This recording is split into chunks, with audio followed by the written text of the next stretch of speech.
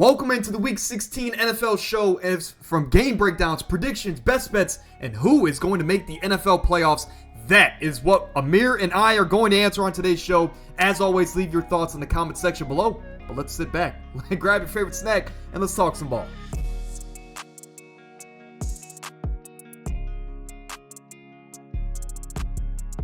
Now, Amir, before we dive into potentially the game of the season, it's already Week 16. Playoffs are, as of now, a month away. Amir, how you feeling going into Week 16? I'm feeling good, man. This season is flying by. And, it's going to sound crazy and sad, but I'm enjoying watching other teams over the Browns. Like last game against the Bears, I watched the first couple drives. I watched us get torched. I watched all the penalties. I took a nap and woke up, and I went back, and I just enjoyed the Buffalo Bills game. And honestly, it's sad. I'm pissed about the Browns, but these playoffs might be some of the most entertaining in a very long time. Yeah, I think just like college football, it's a lot more wide open than it's been in years prior, because in years prior, it was, hey, it's the Eagles or it's the Chiefs and whoever's coming out of the NFC side of things. This year, you have a team like Seattle that is the 5 seed that I feel like is not getting the coverage they deserve, and they can go out there and win it because they have that good of a team. So this year definitely is going to be a very interesting postseason. But let's dive into it. Amir, this is potentially, dare I say it, it is the game of the season to this point. The 11-3 LA Rams are the 1 seed in the NFC. They're going to take on the 12th man in the Seattle Seahawks, who are also 11-3. This game decides the NFC for the foreseeable future as far as who's going to be the number 1 seed for the rest of the season and for the entirety of the NFC playoffs. So this game is huge. Now, the LA Rams, they won the first matchup, and it wasn't really pretty for the Seattle Seahawks as Sam Darnold had another rough showing in a big-time game. They come into this one, though, without Davante Adams. I don't know if it's been 100% confirmed yet, but Davante's not going to play. They also come into this game with a top 2 offense. They're 5-2 on the road with a pretty good defense. Now, the Seattle offense is also top 10 in the league, but the difference here is they have a top 4 defense. They're at home. They're 5-2 in this stadium this season. And Sam Darnold, if there's ever a game to prove you're worth that money, it's tonight. Amir, your early thoughts on what should be a classic Thursday night game. So this is going to be an amazing game, man. I can't wait. The biggest thing is, and it's crazy to kind of list off some of these numbers, the Rams are 2nd in points per game differential. Seattle's 1st. Yeah. The Rams are 4th in yards per game differential. Seattle's 2nd. And they both have the same amount of wins. I mean, this is going to be a great game, a great matchup. With that being said, I think the Rams get it done, man. And, without Davante Adams, that's definitely concerning. But I think with Sean McVay, it doesn't matter. And the biggest reason why is because last week, man, I didn't like what I saw from Seattle. I thought on both sides of the ball, you had a 44-year-old quarterback driving the ball at times. They honestly should have won the game. And then offensively, they didn't look that good. And even the past 3 weeks, right, even though they went ahead and they smoked Atlanta, that first half, Seattle didn't look that great. Even against Minnesota, at times offensively, they didn't look that great. You kind of saw a lot of dead still moments. While the Rams, they're hot. They looked amazing last week. Puka went down for a few drives. It didn't matter. Davante Adams went down for almost the whole fourth quarter. It didn't matter. And so I think they go on the road here. I think they win. I think they had their eyes on that number 1 seed, and I think the Rams win. But I would not bet any money lines on this game because I could see an avenue in which Seattle comes out hot and they just ball out. Yeah, especially with no Davante Adams, right? That makes the Seattle game plan defensively a lot simpler, right? You double team Puka Nacua and let everybody else beat you. For this game, I think it's a statement game for Seattle. I think we had questions about Green Bay in recent weeks. We had questions about Denver in recent weeks and their legitimacy as far as being a legitimate Super Bowl contender. Seattle, I think this is that game for me at least where I've been on this bandwagon all season long. I've been hyping this team up. I had them higher in my power rankings than I should have early on in the season, and it paid off. They're 11-3, but they need to start winning some of these big-time games, and that starts tonight. Because, Amir, can you imagine, you have some questions offensively, but can you imagine if Seattle is home field in the playoffs with this defense? That'll mask any offensive questions they have. Yeah, seriously, and this is insane because, Seattle – they're such a great roster, and they're not super top heavy in terms of talent, but they have a lot of depth. They're so well-rounded. Whereas the Rams, they're extremely top heavy. And I think for the Rams, they're really just dominant based off culture, based off Sean McVay, based off of him being an offensive mastermind. But man, I kind of just think about last year, right? Where major playoff implications. Sam Darnold plays against the Rams. They dominate. And as Darnold is seeing ghost, the playoffs come. It's the same as that thing. I think this is going to be a major game for that Rams D line because honestly, I mean, the Rams, they're not covering JSN. Darnold might throw for like 250. So they have to get the pass rush back there. They have to. Yeah. Just a couple quick notes here before we move on. Matthew Stafford is 7-0 in his career against Seattle. Another thing is, I think Seattle's 3 losses this season have been by a combined 9 points. So they don't lose. They don't really get out, blown out. I'll put it that way. And also, Amir, quick question. Who do you think has a better night, Puka or JSN? Honestly, I think this is a major JSN game, man. I seriously do. I mean, seriously, and it's like they have nobody to cover him. Also, too, Rashid Shaheed can have a sleeper performance. Like, let's say for some reason the Rams just bracket JSN the whole time and they move him around. Rashid Shaheed has got to really have a breakout game catching the ball. And so this could be a super underrated game for him. Man, let's just say I have JSN in 2 fantasy leagues where I'm 1 game away from the title. I need a big JSN night. But we'll talk about who we have winning this in a moment. I know Amir kind of gave it away, but we'll talk about that in just a moment. Now, this one's a big one in the primetime slate on Sunday. I'm sure they'll have Drew Brees or Tom Brady on the call. But the Jacksonville Jaguars have shocked us all this season. They're 10-4. They've won 4 straight games, and they have a top 10 defense. They go into Denver, who are the 1 seed in the AFC. And I think even if they lose this week, they still have control of the conference. But they've won 11 straight games. They have a top 5 defense. And Amir, they're 7-0 at home. If they can get this game and this win against the Jacksonville Jaguars, they pretty much lock up the AFC conference, and they're going to go into the playoffs undefeated at home. That's scary to think about because we've had questions about can they win the big-time games? They've done that in recent weeks. It's scary to think that a lot of teams can beat Denver at this point in time with how hot they are. But Amir, what are your early thoughts about this game? Who is due for a regression spot here? Is it the red-hot Jacksonville offense, or is it just, in general, the Broncos? I think the Jags are. And, I love Jacksonville. I love Liam Cohen. What they did schematically last week against the Jets was amazing. And I understand it's the Jets, but they did whatever they wanted. And I love Trevor Lawrence. He's been playing great. But Denver, I've called them overrated. Once Bo Nix unleashed that pass game, once he started the game off like 11 for 12, had more touchdowns than incompletions, I was like, okay, Denver is legit. I just think that their defense is going to hit, Jacksonville's going to hit a dead wall with that defense. They have guys that can cover. They have a great run defense, a great pass rush. And Jacksonville, they've done better up front, but they're not going to dominate up front against Denver. And what's been really helpful for them is Jacoby Myers. If it was any game, he would get shut down. Brian Thomas would get shut down. It would be this game. So I think Denver wins here. The Jaguars' defense still isn't good. I think Bo Nix still has a great game like he did last week. Yeah, I would tend to agree with everything that Amir just said. But I do want to say for Jacksonville, it's good to see Trevor Lawrence have a 6-touchdown game, and it's good to see Brian Thomas finally finding the end zone this season. So for Jacksonville, even if you lose this game, I don't think that changed how we view this team for the foreseeable future. But definitely a statement game for Jacksonville. If they go into Mile High, give the Denver Broncos their first loss of the season in that stadium, then we're going to be talking about Trevor Lawrence and company a bit different. Now, last week, in Week 15, got off to a rough start, but we closed it off. We had a great finish to the week, and Amir and I were both 11-5 on the year. I'm still a game behind Amir, and there's been this trend, Amir, here between us, where we think alike, and there's a lot of games we agree on a weekly basis, and we've had a lot of the same exact picks in recent weeks. This week, it changes, because for one, I'm desperate to get the lead back, and for two, there's some interesting takes that we both have as far as this week's slate. I do want to say that there are 2 Saturday games this weekend, as we have Philadelphia going to Washington. That's going to be a snooze fest. And Chicago goes to Green Bay, which is a huge NFC North matchup. And we could talk about that in a moment if you want.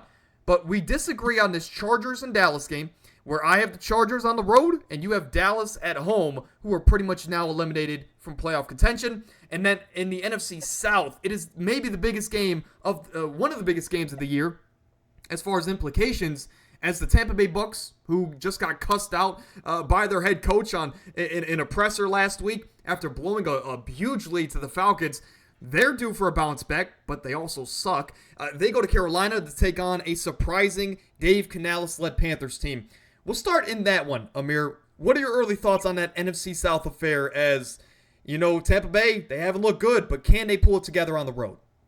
So Tampa Bay, and this is going to sound bad. He's a great coach or a great person, Todd Bowles, but I think he's a bad coach. And he got gifted a lot of tools, and the defense has consistently been bottom of the league. That defense is garbage. You mean tell me it's a 3rd and 25 plus, and you can't get a stop against Kirk Cousins? And on top of that, too, the reason why is because it was a free play because they couldn't get subs right.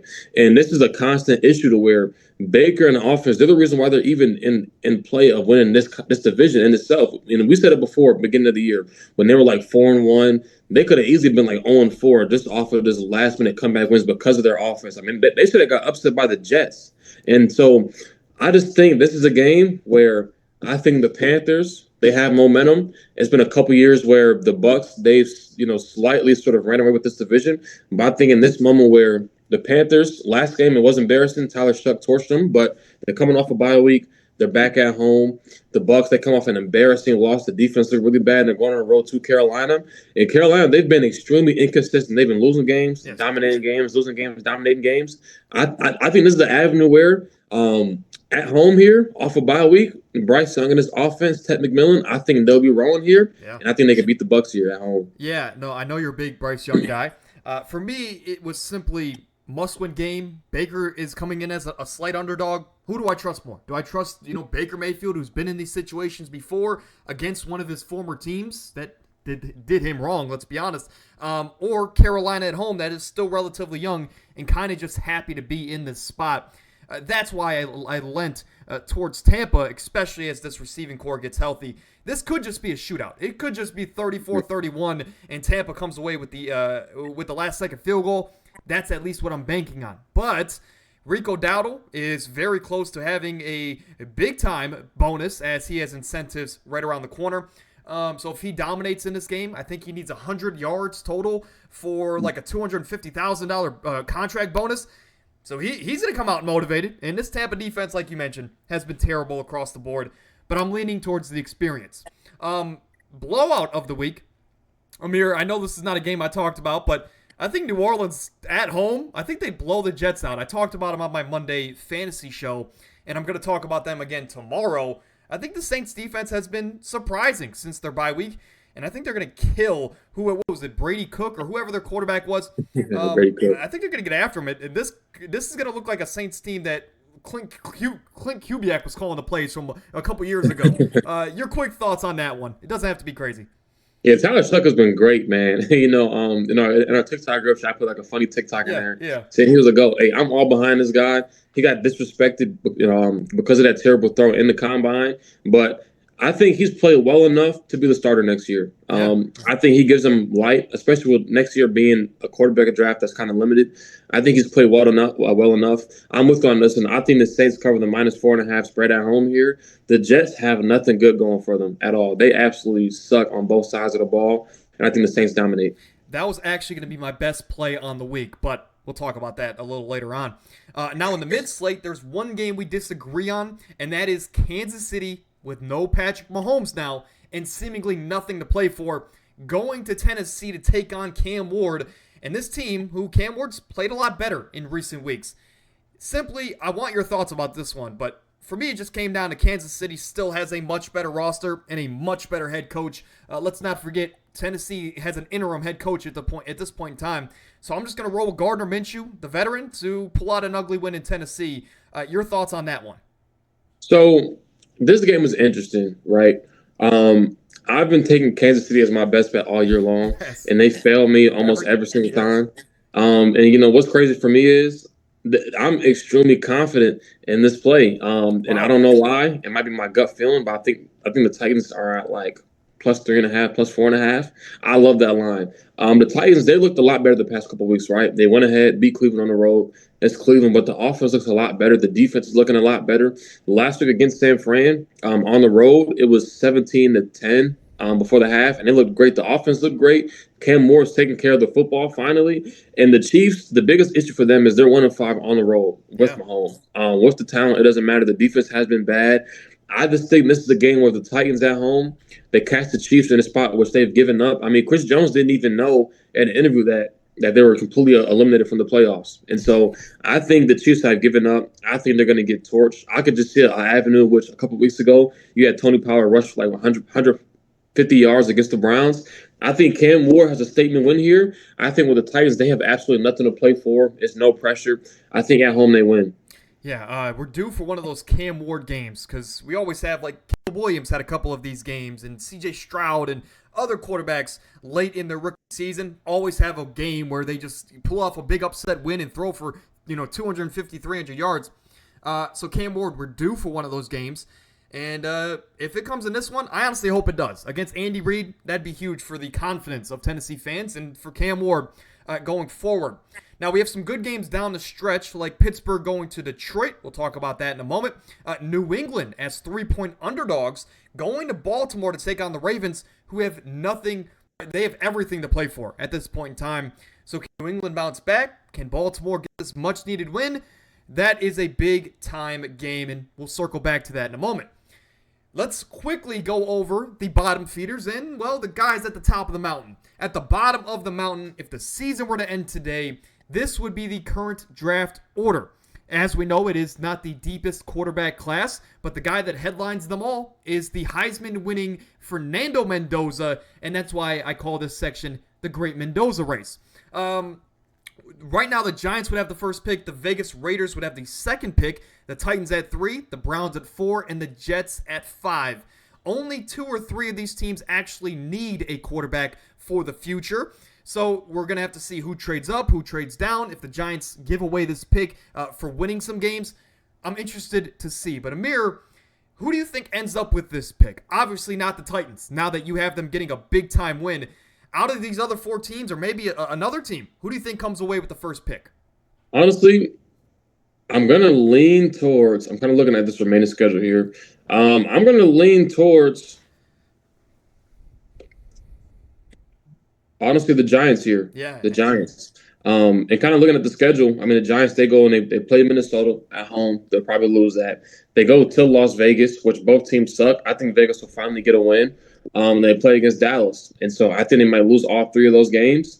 And, I mean, for Vegas, I mean, they're going to get smoked this week against Houston.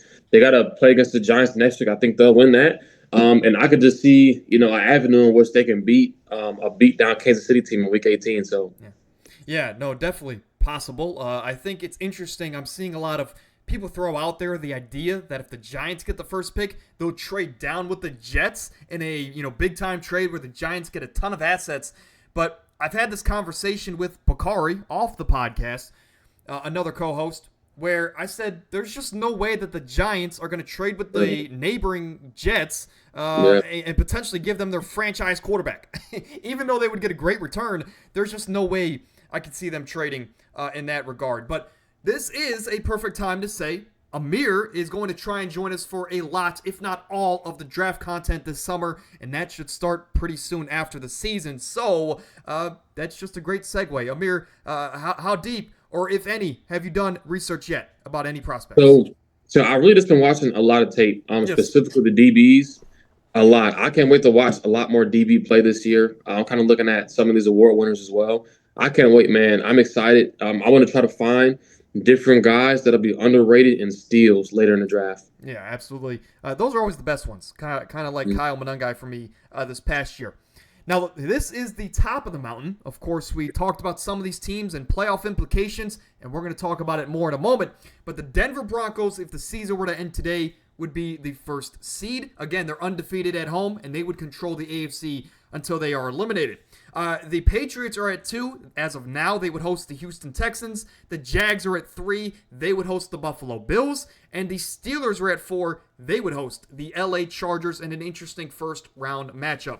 On the bubble, you have the Colts, who are led by 45-year-old quarterback Phillip Rivers. And the Ravens, if they lose this week, they're pretty much out of the mix. But your thoughts on this current playoff picture, Amir? Which matchup or team are you most excited to see in this year's playoffs? Honestly, if it was to end today, seeing a Jacksonville versus Buffalo matchup would Yeah. be fun. Yes. That would be so entertaining. Also, a New England and Houston matchup. I mean, I'll be interested to see what would Drake may do in his first ever playoff game against a defense like that because that's a Super Bowl caliber defense. Yes. Yeah, absolutely. A lot of good matchups that can happen there. I think the AFC playoff picture is set. It's just a matter of the seeding, Mm-hmm. and I'll put it that way. Even though I'm a Browns fan, I'm kind of rooting for the Steelers to get in over the Ravens because of Aaron Rodgers, but we'll talk about that later. In the NFC side of things, the Rams would have the 1 seed if the season were to end today, but like we talked about at the top of the show, huge NFC West showdown between them and the Seattle Seahawks tonight on Amazon Prime TV. No, that's not an ad. But those two play. Whoever wins will have the number 1 seed. The loser will move to the 5 seed. Now, the 2 seed is the Chicago Bears. They would host the Green Bay Packers, who they play this weekend, and that would be a rubber match, again, if the season were to end today. The Eagles are at the 3 seed. They would host the Niners. And as it's been for basically 6 weeks now, the Tampa Bay Bucks are at 4. They would host the Seattle Seahawks at 5. On the bubble, you have teams like the Lions and the Panthers who still have a fighting chance, but they need some cards to fall their way. Your thoughts exactly, just like the AFC, for the NFC. Honestly, I'm really just waiting on this on this NFC South. Yeah. This is so gross, and I thought the AFC North was bad this year. This division is even worse. This division has been garbage. It's been terrible. The Bucks showed contending status beginning of the year, but they've been garbage. But man, a matchup that'll be extremely interesting, man. I would love to see Philly versus San Fran. You talk about it every week. I'm Every waiting for single you to week. watch this game. I mean, seriously. I mean, that would be great to see them round one. We keep on saying it. San Fran, they've either missed the playoffs or been in the NFC Championship every single year. I would want to see San Fran go on the road, Brock Purdy, Kyle Shanahan take on against Jalen Hurts, Saquon. First round. I mean, that's like an NFC Championship matchup in the first round. Yeah. That's exciting. Yeah, no doubt about it. Great coaching matchup in that one, though the Niners would have a slight edge. But now I want to specifically dive into this bubble here in the AFC, and we'll move to the NFC. But in the AFC, there's 4 teams that I think have a chance of making or missing the playoffs. Everyone else is pretty much solidified. It's just a matter of seeding. In the AFC, though, you have the 4-seed Steelers, 8-6, and you also have the 9-seed Ravens on their tail at 7-7. We'll start in the AFC North, then move to the AFC South. For Pittsburgh, the remaining schedule goes as follows. This week, you go into Detroit, then you go into Cleveland, not a great environment, and then you host the Baltimore Ravens in Week 18, potentially a winner go home. For Baltimore, you host the New England Patriots this week for your last home game of the season, potentially. Then you go to Green Bay, and then you go to Pittsburgh to close the season. Both teams have very tough schedules ahead. Amir, who do you trust more? Do you trust the Steelers, who have just looked okay, or do you trust the Ravens, who they've had a lot of injuries to deal with this season? Honestly, I don't know if you ever noticed, like when I'm choosing matchups and stuff, but a lot of times I pick against teams that are on back-to-back road games. And so you play against New England, which is a tough matchup. That isn't even guaranteed. And you got to go on the road to 2 back-to-back tough environments, Green Bay and Pittsburgh. That's a tough avenue for Baltimore. And I'm kind of looking at this. We were talking about it before the show. I was kind of breaking it down. Let's say even if they were both to finish 9-8 per se, and they were both tie and the year. I mean, Pittsburgh will technically still win the division because they'll have a 7-3 AFC record. Actually, no. Okay, so technically, I mean, Pittsburgh they would still technically make the playoffs because they have a slightly better AFC record than Baltimore. So I mean, Pittsburgh would have to lose 2, is what you're saying. Pretty much. I mean, I think Pittsburgh for sure beats us, even though it's tough. I think they for sure beat us. I think they lose to Detroit this week, and so if they go ahead and they play Baltimore, they'll finish in the AFC 8-4 this season. And Baltimore, I mean, they're already 5-5. Even if they win this week, I mean, they're going to finish the season, with 5 AFC losses. And so, I mean, Baltimore, they're in a really bad spot. They went down early. They played bad early on. Then the injuries and everything has been piling against them. And I said it before as a joke. We broke down who's going to make or miss the playoffs. I have no idea how Pittsburgh is about to win this division. I have no idea how. I for sure thought Baltimore, they were going to go on a crazy run to end the season, go into the playoffs hot and be a contender. But Pittsburgh and Mike Tomlin, we keep on bashing them for being consistent, but in this situation, there's no way in the world they somehow pulled this off. Yeah, basically we're talking about who's going to host a playoff game and pretty much be a one and done in the first round. But I don't Yeah. know if the Chargers are matching up against the Ravens or the Steelers. I'll give the AFC North team a fighting chance. I'll put it that way. But I agree with you. I think Pittsburgh squeaks in, and honestly, I'm rooting for Pittsburgh over Baltimore just for one last run of Aaron Rodgers in the postseason. I would prefer that over a Ravens team that really shouldn't even be 7-7. Now let's go to the AFC South. And this picture could be a little bit more clear, but record-wise, there's a lot of possibilities. The Texans are 9-5, have a one-game edge over the Colts, and they will host the Las Vegas Raiders this week. So let's mark that down as a win. So they're 10-5, and their last 2 weeks they would go into LA to take on the Chargers, and then they would host the Colts in a potential win-or-go-home playoff situation. For the Colts, of course, you have Phillip Rivers. This week you host the San Francisco 49ers Monday Night Football, so a lot of time to prep, a lot more time for Phillip to get more comfortable for a big-time game ahead. Then you host Jacksonville, divisional matchup, and then you go to Houston, like I mentioned, in a potential win-or-go-home. For Houston here, again, you're looking at a team that we're marking down for 10 wins because they're going to beat the Las Vegas Raiders. But you have to look at those last 2 weeks. You know, I'll put it this way, Amir. Is 10-7 good enough for the Texans to make the NFL playoffs? Because I just don't know if the Colts are going to win all 3 games. Honestly, I feel so bad for the Colts. They are going to get absolutely mauled. I mean, it's gotten so bad where this morning the report came out and they said AR returned to practice. And honestly, I don't see them winning another game this year. I mean, it's that bad. Yeah. Great point. Obviously, Phillip does all he can, and experience does matter at the quarterback position more than people talk about it. But Father Time is undefeated. So Yeah. I think, unfortunately, it's the basic answer, but I think we both agree that Pittsburgh and the Texans will move on to the postseason, and I kind of hope the Texans do because that defense is Super Bowl ready. Now, on the NFC side of things, we have, again, the NFC South and the NFC North. We'll start in the South, move our way to the North. In the South, we have the 4-seed Tampa Bay Bucks. They're 7-7, and they play Carolina, who's on their tail, same record, and they play this week and in Week 18. So they play each other twice in the last couple of weeks. In the middle, though, I think that's the important thing. Week 17 for Tampa, you're going into Miami to take on Quinn Ewers in his home debut. And for Bryce Young and company, you're hosting the Seattle Seahawks, who potentially could have the 1 seed, or they're trying to fight for the number 1 seed. So I just can't see an avenue where Carolina beats the Seattle Seahawks. So that makes this week in Week 18 that much more important for the Seattle Seahawks, or for the Carolina Panthers, excuse me. Amir, you see the schedules. You know what these teams have had to deal with this season. What are you, who are you leaning towards to take that 4 seed? Because there's no way both of these teams make the playoffs. Yeah, I mean, honestly, I think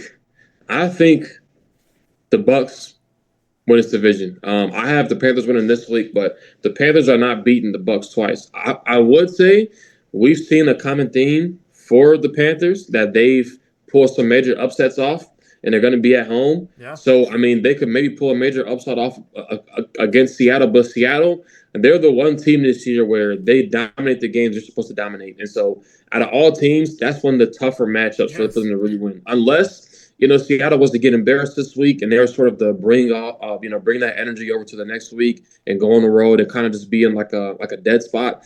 That's the only avenue in which I could see Carolina maybe even having a chance at winning that game.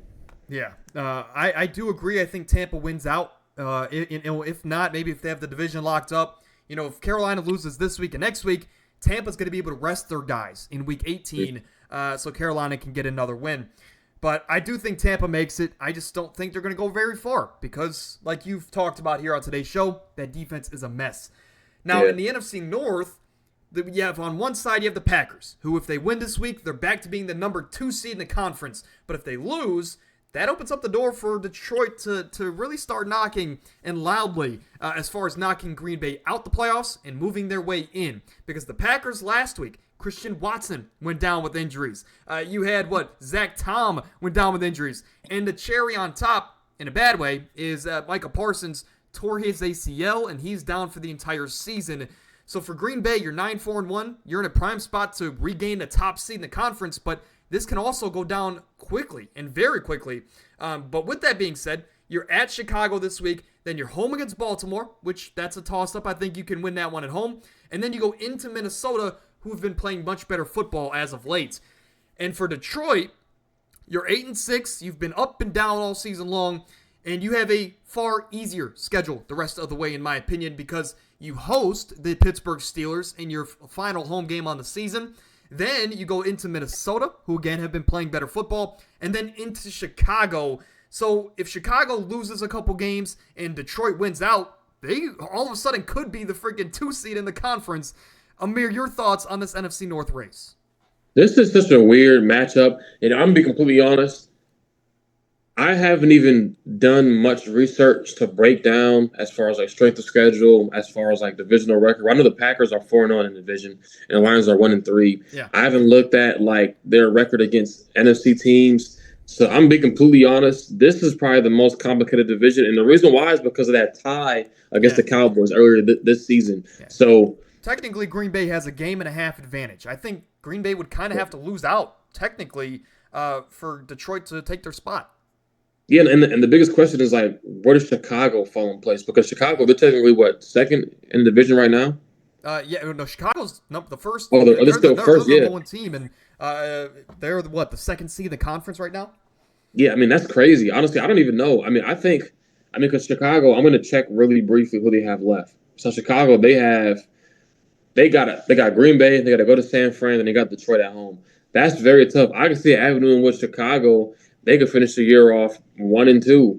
I think Detroit misses the playoffs, though. I think they drop at least one of these games. I think even against Pittsburgh at home, that's an underrated tough matchup. I think going to Minnesota, that's a tough matchup. And I think going to Chicago, that's a very tough matchup. And so you're basically, they're in a really tough spot. And like I said earlier, they're going to have back-to-back road games to end the year off with two divisional opponents.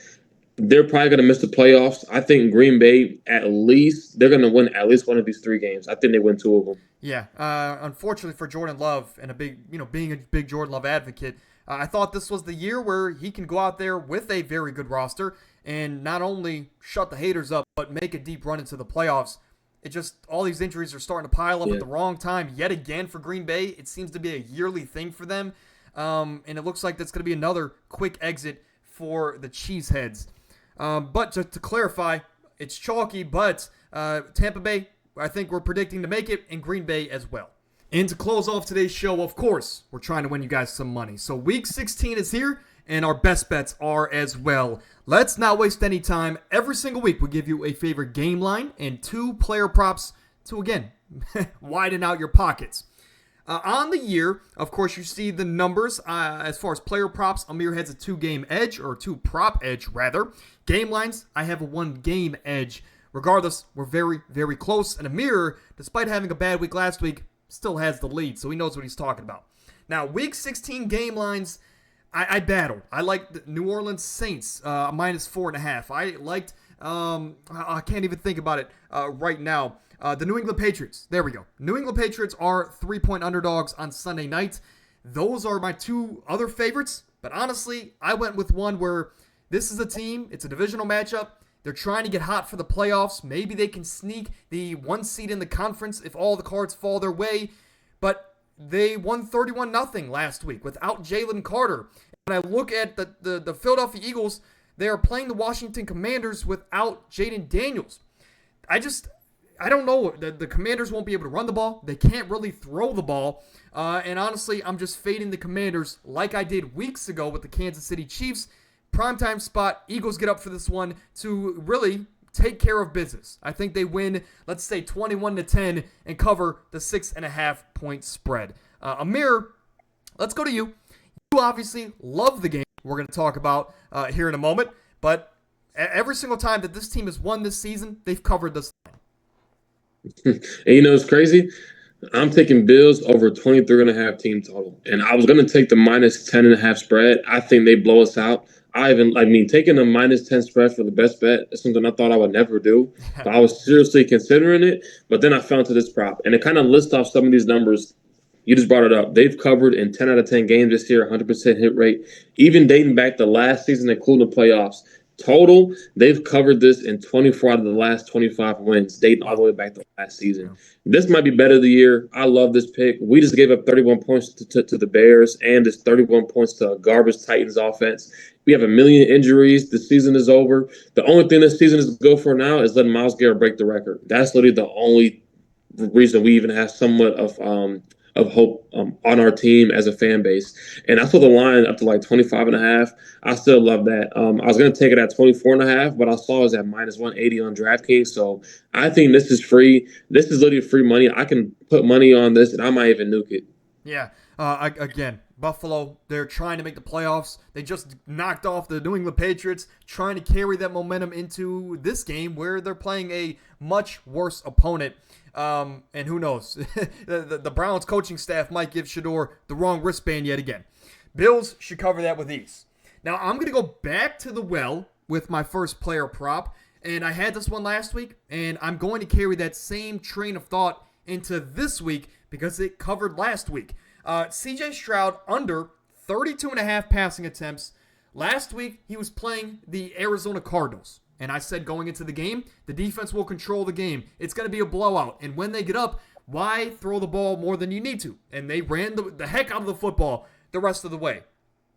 I think that's going to happen exactly the same this week. They play the Raiders at home, and the Raiders are more focused on the number one pick than what's ahead of them. So under 32.5 passing attempts for CJ Stroud. It's covered in 64% of games this season. Amir, you're going with another prop in this Bills-Browns game. Maybe you go Shador this time?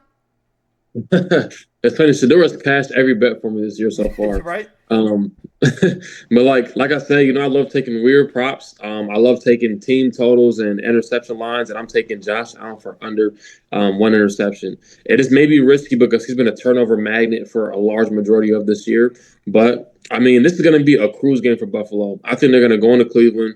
They're going to win in pretty good weather. I think they'll cruise through this game. We have a million injuries. The season is almost over with. And it's like, back-to-back weeks, he's played MVP level football. And I think if Stafford wasn't having a historical year for him, or if Drake May wasn't having a historical year, for his franchise, I think he'll be right behind him as far as the MVP race. Just based on the fact that he's carried this offense. And like I said, man, last week against the Patriots, he played flawless. Against the Bengals, he played flawless. I think this is a James Cook game where they hand the ball off 20-plus times. And the Browns, we've struggled to force turnovers. We've only forced one interception in the past 4 weeks, and it was against Cam Ward. And so I think we struggle this game. I think we're really going to have a hard time even getting any stops or creating any turnovers. And the Bills, they've won a turnover battle in almost every single win, dating all the way back to last season. And so I think this is going to be sweat-free. Given that it is the Browns' defense, is this plus money, the under one interceptions? No, I think it was minus 130 or 140 or something. Close enough. I do want to say that 6 out of 10 of his interceptions have come on the road this season. And we were joking about it as you were putting these plays in. This is probably the most likely for you not to hit because it could just be a pass to Keon Coleman and it bounces off his hands into a defender's, chest. But even given that, the Browns still might drop it because the defense is just, I don't know. We're a train wreck. I'll put it that way. Now, this one is me projecting, and I understand on paper he has a quarterback's dream of a matchup. But I've seen this guy in college. I've seen him in the preseason and even a little bit of regular season action against our Browns earlier this season. This guy is just not good. Quinn Ewers of the Miami Dolphins has now been given the starting job the rest of the season. And for some rhyme or reason, BetMGM has his line at 190 passing yards. I get he's playing the Cincinnati Bengals. I get the Bengals don't have a defense. But Quinn Ewers is just not good. The Bengals have held Lamar Jackson and Aaron Rodgers under 150 yards in different games this season. There's no way Quinn Ewers in his first game without Tyreek Hill covers this line. I'm taking the under 190.5 passing yards. If he proves me wrong, good for Miami fans. But I'm gonna kind of wait to believe it before I start respecting him as an NFL starter. Amir, quickly, your thoughts on that Tua situation. If you're Mike McDaniel, do you bench Tua or do you kind of just, or I'm sorry, do you stick with Tua just for the rest of the season? or do you think it was the right move to bench Tua and go with the rookie? Honestly, I thought it was the right idea. And he sort of has died on that hill of, advocating for Tua, starting him. And I just think in this exact moment, you have to just bench him, man. Yeah. Like you seriously have to. And it's like it's been a constant issue. You kind of saw the Dolphins go on like a short mini run and give hope, but a large part of that has to do with the defense. The defense isn't being talked about enough. Like Jordan Brooks is anchoring this defense as a play caller. Texas Tech.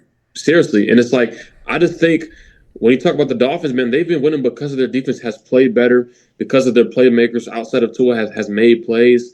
And it's like last week, it just sums up his whole entire career as a Dolphin. You saw an avenue, some years back where they put up 70 points against the Broncos.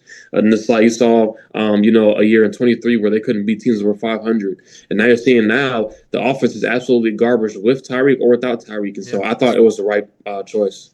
Yeah, absolutely. Well, as if you don't have enough props for this Browns-Bills game, Amir's taking us back to it. And this is a play that has a 71% hit rate on the season, and the only time he didn't cover this line was in pretty much a blowout against the Miami Dolphins. Amir, run us through your final prop. So I'm going – it's crazy. This is the first time I've ever done this before, but I'm going James Cook over 79.5 rushing yards. I've never taken three best bets from the same game, ever. This is the first time. I love every last one of these plays. This is probably my second favorite one, and it kind of lists off my notes here. He's been dominant. He's covered this line in 10 out of 14 games on the season, and including he's had 10 games this season where he's run the ball over more than 16 times. Yeah. He's covered this line sweat-free in every last one of those games, and this game is going to be a blowout. It's a 10-point spread. I think he's going to get 20-plus carries, and also to kind of list off this too, when the Bills win by 7 or more points, he's covered this in 6 out of 7 games this season. Yeah. And the Browns, we've given up 142 yards last week on the ground, 184 yards 2 weeks ago against the Titans. And our defense is trash. They've been bad. I'm not going to say trash, but our defense has been bad these past couple of weeks to stop the run. We've been getting dominated up front. I think our D-line might get dominated this game. The Bills' D-line is great. This is going to be a comfortable win for Buffalo, and I think he's going to get close to 100 yards rushing. Yeah, not only did James Cook have a great day last week, Amir, he was the first running back all season long, starting running back, to go over their projected rush total line against the New England Patriots. Granted, the Patriots were down some run defenders, but he's the only one this season. 15 weeks in, and James Cook finally broke that streak that was going on. Bills should dominate is the message I'm getting from Amir in this one.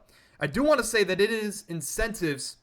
We have to start thinking about those as they're little clauses that are put in players' contracts that if they hit a certain mark in this statistic, they get a big-time bonus. For example, Rico Dowdle, if he scores a touchdown, $250,000 in his pocket. Keenan Allen, 3 receptions, 70 yards, and a touchdown. All 3 of those would add $250,000 into his pocket. Juwan Jennings is another guy that has big money incentives coming up. Deebo Samuel, 50-something yards away from his incentives. So just keep those things in mind. Of course, do a bit of research as these teams, even if they're not good, they're still going to try and get their best friends a boatload of money in their pockets. Let's go. Thursday night play. This is the last thing of the show. Double your money up. Amir finally is off of his hot streak, and it's my turn. And I am trying to get this money for you guys at home. So this is what I'm going to do. I'm going to trust the Seattle Seahawks at home to have a much better primetime showing. I don't know if they win the game, but as of right now, that line is going up. It's going back and forth as far as who's favored. I'm just going to take the home team in a low-scoring affair, plus 3.5. So if it's 23-20 either way, we cover this line. Now, Matthew Stafford, I think, still comes out and has a great performance. Again, he's trying to win the MVP for the first time in his career. 180 passing yards. It's a big alt line, but again, we're trying to just get to plus 100 here. And then 20 rushing yards for Blake Corum. As week in and week out, he's getting more and more touches. They have now adopted the one drive is for Kyron, one drive is for Blake Corum. I get Seattle has a pretty good defense, but 20 yards, that can happen on one run. So just to summarize, Seattle plus 3.5, Matt Stafford 180 passing yards, and Blake Corum 20 rushing yards. You can do this on pretty much any sports book that allows you to do alt lines. Amir, your thoughts on this play before we get out of here? I think this is free money. I guess the only one that might be close is the Seattle plus 3.5, but still, even if they were to lose, they should keep this within, one field goal at least. I will say that I had Rams plus 3.5. So if you at home believe the Rams are going to win tonight, just give yourself that extra cushion. Take the Rams plus 3.5. It is still, you honestly get more money with Rams plus 3.5 than Seattle plus 3.5. So if you just want the extra couple dollars, take the Rams plus 3.5. But I think taking a field goal in a tight game like this can go a long way. That is episode 342. That number continues to rise, and that's kind of scary. But Week 16 starts tonight. It's potentially the game of the year tonight. So don't miss that Rams-Seattle matchup. Amir, any last thoughts before we get out of here as the playoffs are at this point a month away? No last thoughts. Take off work Saturday and watch some football.